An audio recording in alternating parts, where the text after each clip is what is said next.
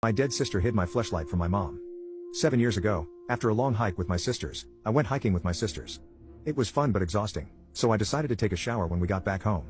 I was also in the mood for some extra stress relief, so I grabbed my fleshlight and snuck it in with me. I start undressing and notice a little brown spot about halfway down my inner thigh. Upon close inspection, I realize it's a big, fat tick.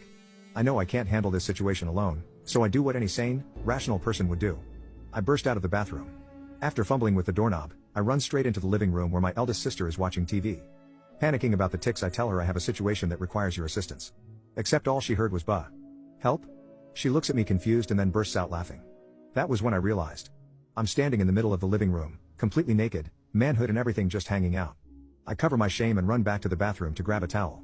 My sister eventually stops laughing enough to come check on me in the bathroom. I finally manage to put into words that I have a tick and need help removing it. Paranoid about the diseases ticks can spread, I also ask her to check for more.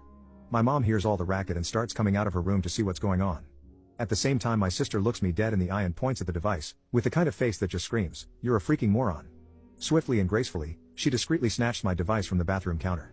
She manages to stash it in the cabinet under the sink, just as my mother turned the corner. She ended up helping get rid of the tick and checking for more, obviously trying very hard not to laugh the entire time. I just sat there in silent misery. Afterward, I begged her to never mention this to anyone. I threw my fleshlight away later that week, on garbage day, so nobody else would see it. My sister passed away a couple days ago from an intentional OD. She left me a note reminding me of the events. One last joke before she went, I suppose. She told me she loved me and that I'd have to ask my other sisters to check for ticks in the future. Her last line was, "P.S. Get a girlfriend, you loser."